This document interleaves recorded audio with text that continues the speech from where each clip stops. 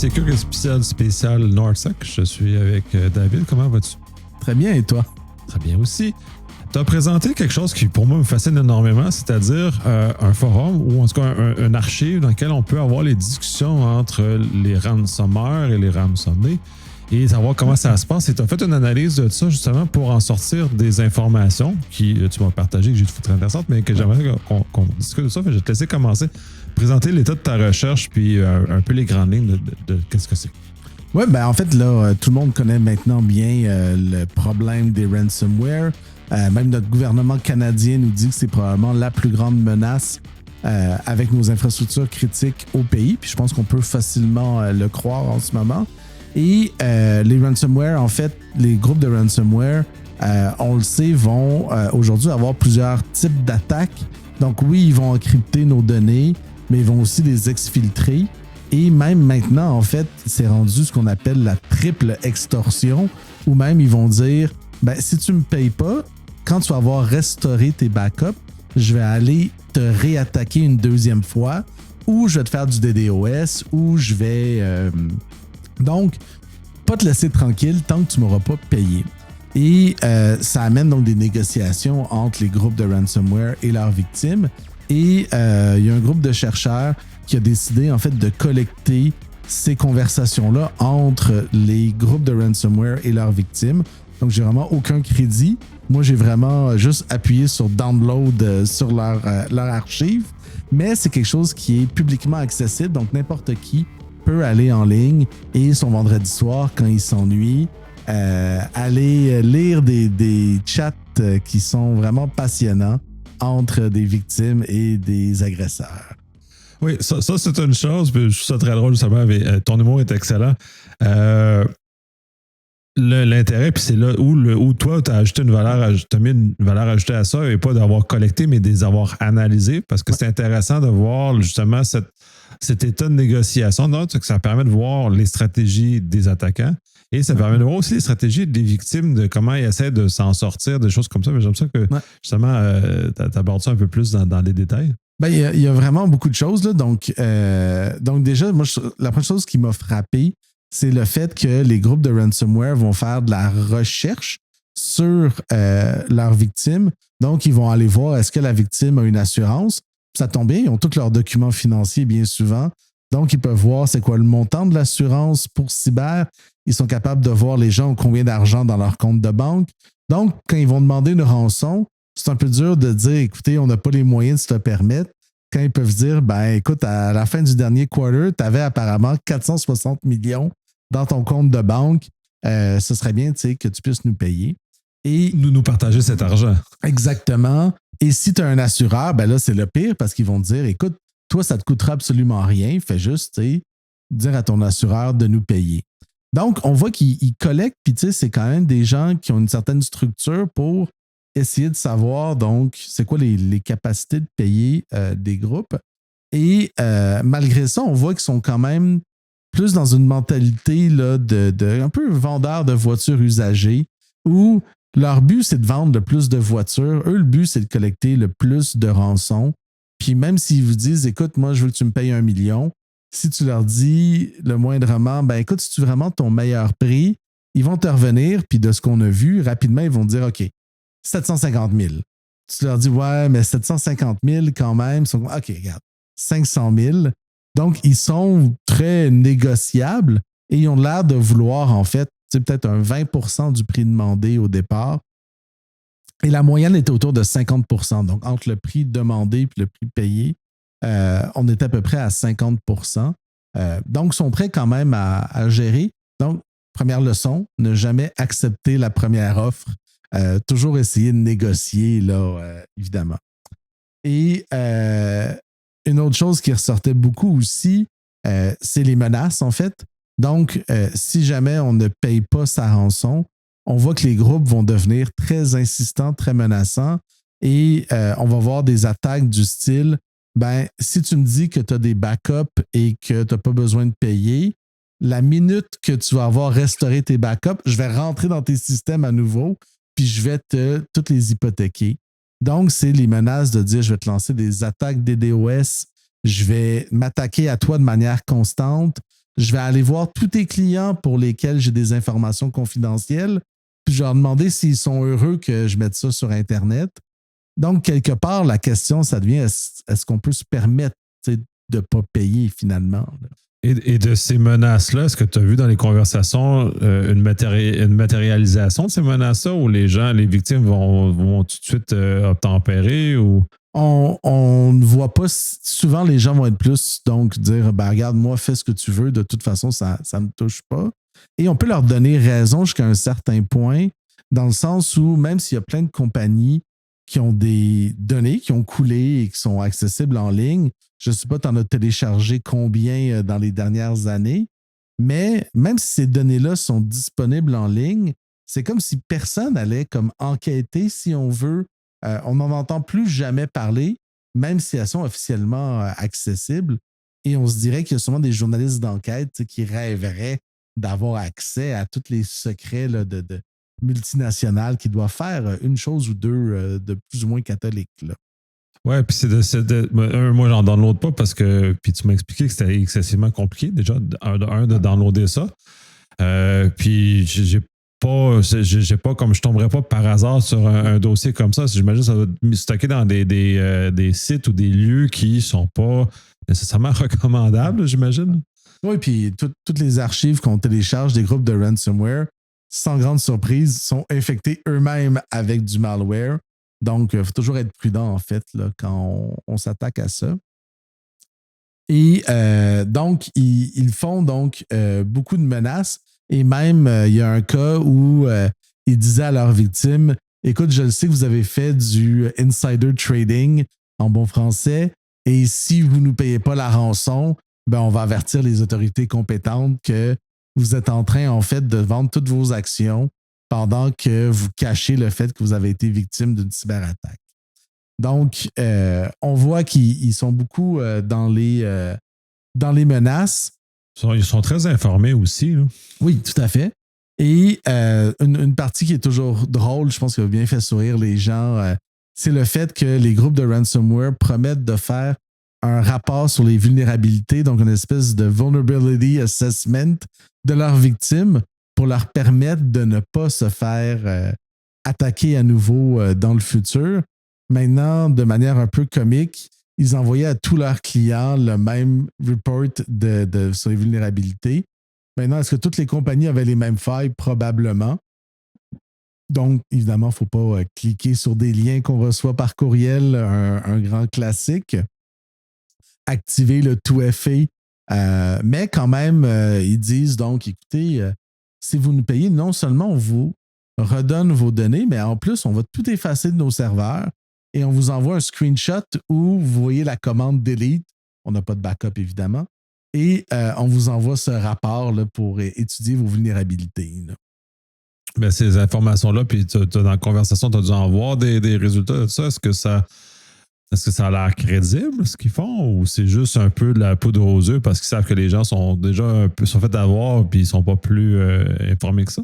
C'est vraiment, pour moi, c'est du boilerplate, là, de activer le 2FA, de mettre à jour son OS, d'avoir un antivirus, de ne pas cliquer sur des liens qui viennent par courriel, de former ses employés sur les meilleures pratiques pour une meilleure cyberhygiène. On est vraiment dans le boilerplate. Là, si on ne savait pas ça avant de se faire pirater, je veux dire... Ça explique pourquoi on s'est fait pirater. Là. Probablement.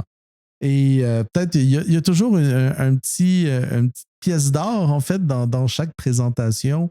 Et dans ce cas-ci, du moins du côté des attaquants, une des choses qui m'a fait sourire, c'est un groupe de ransomware qui écrivait à une victime en lui disant, écoutez, on a remarqué que vous aviez un département ou une filiale en Arménie.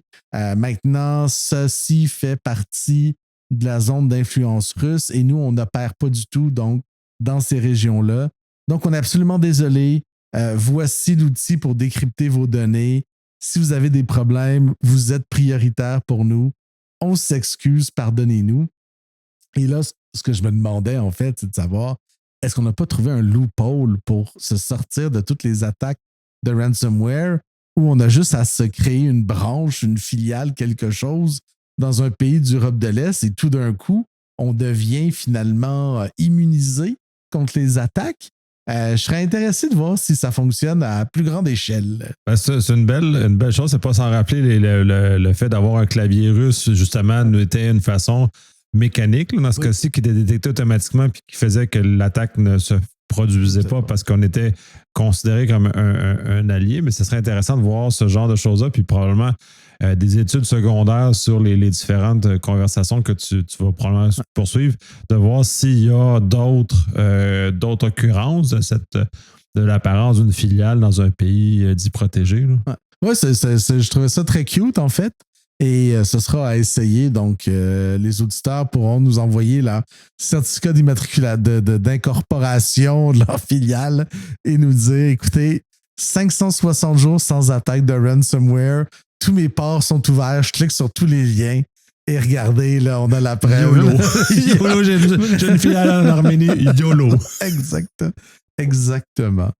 Et tu vois, du côté des victimes, les victimes essayaient toujours de se la jouer très petit. Là. Écoutez, moi, là, je veux dire, je suis un centre d'hébergement pour sans-abri. On n'a pas d'argent. Et même ce centre d'hébergement pour sans-abri qui disait qu'ils n'avaient pas d'argent, ils ont finalement accepté de verser une rançon de 125 000 pour un organisme communautaire sans moyens. J'ai quand même trouvé que, écoute, ils avaient quand même une capacité assez importante à lever de l'argent. Mais sinon, ça fait toujours un peu sourire en coin parce qu'on a plusieurs victimes qui disent en fait que leur boss leur a dit de gérer l'attaque finalement de ransomware. Eux autres, c'est juste un technicien TI. Puis là, son boss lui a dit qu'il fallait qu'il paye de sa poche lui-même la rançon. Et là, il dit, écoutez, là, j'ai juste 10 000 sur mes cartes de crédit. Qu'est-ce que vous voulez que je fasse? Je ne peux pas vous aider plus que ça. Donc, les victimes essayent de se la jouer comme on est petit, frêle et on ne peut pas vous payer. Sinon, ils essayent aussi beaucoup de perdre du temps. Donc, on a l'impression, en fait, que les compagnies essayent de comprendre qu'est-ce qu'on nous a volé, quel système a été exploité. Ça nous prendrait combien de temps pour redevenir opérationnel sans les payer? Donc, ils essayent de staller, en bon français, les groupes de ransomware pour pas qu'ils annoncent qu'ils ont été attaqués, juste pour acheter du temps, pour voir un peu qu'est-ce qui se passe derrière. Et peut-être le plus drôle, c'est justement les façons dont les victimes essayent de créer un lien avec leur agresseur. Je ne sais pas si c'est le syndrome de Stockholm ici, mais tu sais, si je peux te lire peut-être une petite ligne là, juste qui est sympathique, là, mais une victime qui dit, écoute, some of the others seem to have abandoned all hope. We have lost a lot of customers in the last year. We've had to downsize. We have to fire colleagues. We own unsellable buildings. Mon Dieu, on a même des buildings qui ne se vendent pas. People are delusioned, but I go on pushing and fighting for you. Any help from you is appreciated. C'est que tu vois qu'il essaye de c'est fou, mais tu sais, c'est ça un peu comme ce qu'on voit un peu dans les films aussi, cette espèce de façon un peu hollywoodienne de négocier avec un agresseur là, qui est très qui transcende cette façon-là d'exécuter. Là. Exact. Donc, ils essayent de créer un lien où ils vont dire, on a eu des batailles internes, tout le monde se crie à la tête, les gens ne savent plus quoi faire.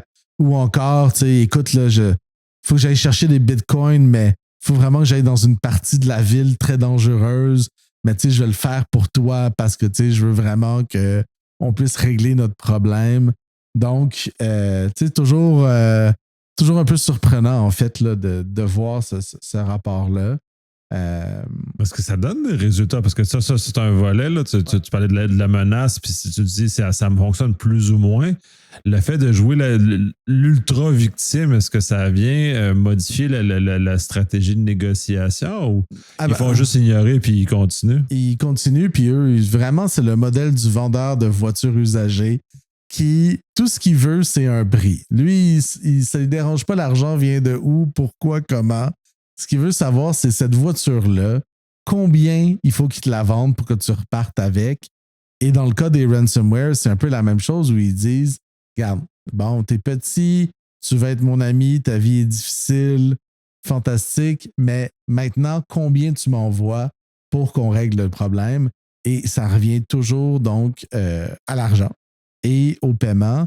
Et même ceux qui essayent de minimiser les attaques puis de dire, regarde, moi, de toute façon, j'ai des backups, tu n'as rien pris qui était si dommageable pour moi. Et ils essayent de négocier un peu en disant, regarde, moi, je vais peut-être te payer parce que ça va me sauver un peu de temps, mais dans les faits, j'ai pas besoin de te payer. Et c'est ça, finalement, qui amenait énormément de menaces et d'agressivité chez les groupes de ransomware. Tant que tout le monde s'entend puis va dans la même direction, mais si on donne, et un peu comme un vendeur de voitures, si on dit au vendeur, regarde, j'achèterai pas de voiture aujourd'hui, c'est là où l'agressivité rentre, puis c'est comme, quoi, t'as pas besoin de voiture? Pourquoi tu irais prendre une autre voiture ailleurs? Tu penses que ça va être mieux là-bas? Et c'est là où les menaces, finalement, arrivaient, en fait, et se concrétisaient là, contre les victimes. Et peut-être une dernière chose que je trouvais assez intéressante, c'est ceux qui, peut-être maladroitement, essayaient de négocier pour un fichier ou deux en disant si, mettons, je te demandais de me décrypter juste cette base de données-ci, ça serait combien? Donc, toujours une mauvaise idée de dire aux attaquants quelles sont nos données les plus critiques et les plus importantes, évidemment. Mais on voit que les gens essaient de se négocier en se disant peut-être que si je lui demande de juste me décrypter cette image VMware, peut-être que ça va passer. Et malheureusement pour eux, non, pas du tout. L'argent est toujours l'objectif premier de ce qui est recherché là-dedans. Puis là, au-delà des menaces, puis au-delà de l'agressivité, du fait que quand tu tannes un peu le dit attaquant, j'imagine que tu as téléchargé certaines de ces choses-là. Moi, je ne l'ai pas fait parce que je ne suis pas outillé. Puis, mais tu parlais tantôt de choses comme ça. C'est quoi le contenu réel de ces choses-là? Parce que, tu sais, on entend les menaces, ça fait du bruit parce qu'il y a eu des choses, mais il n'y a pas de conséquences réelles. Donc, en même temps, au-delà des victimes qui payent des rançons, publiquement, on a les consommateurs continuent à aller sur les mêmes compagnies. Il n'y a pas eu de conséquences, contrairement à ce qui est publié sur LinkedIn. Là, je crois que c'est 60% des PME qui sont attaqués vont mourir dans la prochaine année. C'est complètement faux. Là. C'est une fausse statistique. La réelle, c'est que c'est très rare que les compagnies vont faire faillite. Donc, le contenu est dans le fond, peut-être sans valeur. Ouais, c'est souvent, en fait, on va voir, ça va être des vieux backups. En fait, ça arrive quand même régulièrement. Donc, quand ils disent qu'ils ont piraté une compagnie, en fait, ils ont trouvé peut-être un backup sur un bucket AWS ou peu importe ailleurs. Puis, on retrouve l'ordinateur de Gisèle là, qui travaille à la comptabilité. Et on sait que c'est l'ordinateur de Gisèle parce que dans le C Drive, il y a un user qui s'appelle Gisèle. Et je me sens toujours mal là, pour cette personne-là. Mais bien souvent, en fait, les informations juteuses, si on peut dire, sont pas nécessairement faciles à trouver. Il y avait quelques années, il y avait eu le Blue Leak, donc des pirates qui s'attaquaient à des services de police et ils avaient publié quelque chose comme 250 gigs de documents. Mais je veux dire, à part des manuels de formation, des présentations sur les statistiques, j'avais passé beaucoup d'heures à essayer de comprendre un peu qu'est-ce qu'il y avait là-dedans. Mais je ne dois pas dire que j'ai trouvé des preuves que les extraterrestres existent, que la police... Je suis déçu. Moi, j'ai eu la fois des preuves. Que la police fait du profilage racial activement, que tout ce qu'on pourrait s'attendre à des camouflages, des informations secrètes, bien souvent, en fait, sont pas nécessairement évidentes, ces informations-là, et sont peut-être là, justement, quand on a 500 gigs, c'est pas vrai que j'ai, par exemple, ouvert tous les PDF pour passer au travers, mais quand on se promène dans les répertoires qu'on essaye de voir, souvent, il y avait un groupe que j'avais vu au Québec, puis finalement, ce qu'il y avait de plus juteux, c'était la liste des gens que vous avez invités à la Coupe Rogers en 2012, puis il n'y avait pas de nom très inquiétant ou de beaucoup de cas de corruption à sortir dans tout ça. Là. Mais puis ça, c'est une hypothèse, je ne sais pas si tu as la réponse. C'est-tu parce qu'ils le diffusent pas l'information juteuse ou juste il y en a littéralement probablement pas d'informations si juteuses que ça? Là, très bonne question. Ben, on aime penser que toutes les multinationales abusent de nos droits et ont des choses à se cacher.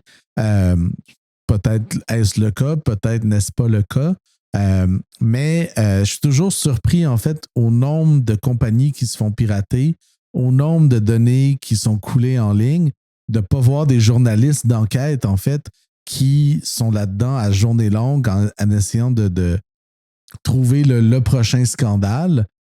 Et si on ne le voit pas, soit que les journalistes n'essaient pas, ou c'est qu'il n'y a pas d'informations juteuses. Et finalement, quel est le dommage réel qui est fait par ces fuites-là? De manière temporaire, oui. Mais on l'oublie, mais par exemple, Home Depot, qui avait vu 40 millions de cartes de crédit se faire dérober. Dernière nouvelle, les stationnements chez Home Depot sont pleins et les gens achètent des 2x4 avec leur carte de crédit chez Home Depot.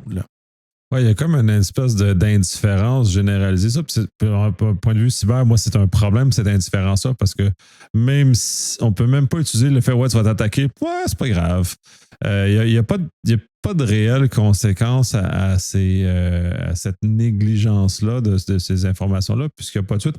Au pire, il va y avoir une pénalité réglementaire de type RGPD ou autre, ou la SEC aux États-Unis, ou il y a des choses, mais au-delà de ça, au recours collectif, mais il n'y a rien d'autre d'action concrète qui pourrait inciter. Puis là, tu confirmes encore d'autant plus le fait que finalement, il n'y a pas tant d'informations. Puis c'est peut-être aussi dans l'imaginaire public et des gens en cyber comme moi de dire il y a plein de secrets partout, puis dans les faits, c'est juste des documents plates. Tu parlais de l'ordinateur de Gisèle.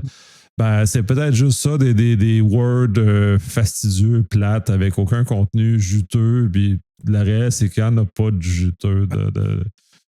Mais ça, c'est ça, on l'a vu il y a plusieurs années avec la fuite de Sony, par exemple. Là, on avait vu dans les courriels du CEO combien est-ce que les stars étaient payées, puis ça avait amené tout le débat à savoir est-ce qu'on paye les vedettes de films féminines moins que les vedettes de films masculines.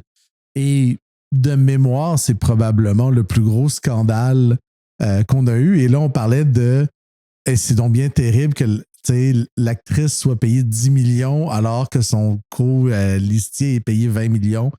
Oui, c'est vraiment abject, mais en même temps, on n'est pas en train de déterrer une attaque contre les droits de l'homme non plus. Je pense que tout le monde gagne des millions là-dedans et on va essayer de rétablir l'égalité, oui, mais on reste dans un problème de first world problem, comme on dit. Là. Oui, de façon massive, là, c'est pas quelque chose de très grave.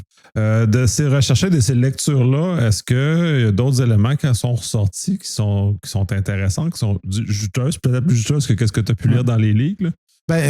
Moi, je pense que c'est hyper intéressant que cette archive-là, c'est sur ransomware.live. On les remercie d'ailleurs donc d'avoir collecté tout ça. Et je trouve que c'est vraiment très instructif dans le sens où si ma compagnie se faisait attaquer par un groupe de ransomware, je pense que la première chose que j'irais faire, ce serait d'aller lire donc ces chats-là pour voir un peu à quoi m'attendre en fait. Et on voyait aussi, puis c'est peut-être une étude en fait dont on parle peu beaucoup, c'est le rôle des négociateurs. On sait que les compagnies d'assurance vont souvent en fait demander qu'on fasse appel à des compagnies professionnelles pour négocier finalement la rançon. On voit qu'il y a une certaine relation de respect aussi où il n'y a pas tant de compagnies qui négocient des rançons et il n'y a pas tant de groupes de ransomware parce que même s'ils changent de nom, ça reste toujours les mêmes acteurs derrière. Donc, tu vois qu'il y a une espèce d'industrie peut-être qui se crée et je pense que ça va être intéressant en fait à explorer un peu plus. Voir justement les relations que ces gens-là vont tisser. Est-ce que ça aide? Est-ce que ça nuit? Et on n'a pas tellement poussé, mais ça aurait été intéressant de voir un peu plus. Est-ce que l'emploi d'un négociateur, par exemple, fait vraiment une différence? Ou est-ce que, c'est encore une autre facture qu'on rajoute sur la pile de incident response?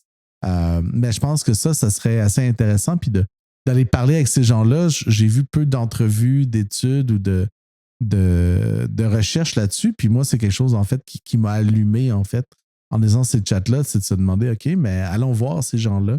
Et ça viendra peut-être là, dans les prochains mois pour mon triomphe à DEF CON dans quelques années, possiblement. Ce sera à suivre. Oui, mais c'est intéressant. Puis j'aimerais ça souligner aussi le fait que la recherche que tu fais, puis donc une recherche académique est importante au bénéfice de toutes, parce que, tu sais, je veux dire, une entreprise privée n'aura pas le temps d'aller lire ça. On ne se le cachera pas. Et cette recherche-là, faite par un universitaire, est très importante parce que justement, elle amène un éclairage nouveau. Ce que tu as venu partager au NORDSEC aussi, c'est une très bonne chose, mais c'est essentiel qu'on mette un effort là-dessus pour justement nous outiller comme défenseurs d'avoir ce regard-là sur comment les choses se passent. Oui, j'aurais juste aimé qu'il ne m'ait pas mis tout de suite après H.D. Moore, mais ça, écoute, on prend la plage horaire qu'on nous donne et on vit avec, comme on dit. Mais c'était comme, tu vois, c'était comme, bon, vous avez été épaté, maintenant voici David, et on lui souhaite bonne chance. Mais je pense que la conférence, encore une fois, a montré toute sa pertinence. Puis justement, ce mix-là entre justement, tu sais, je pense que beaucoup des gens qui sont à la conférence vont avoir à gérer une attaque de ransomware, leur compagnie va être victime d'eux.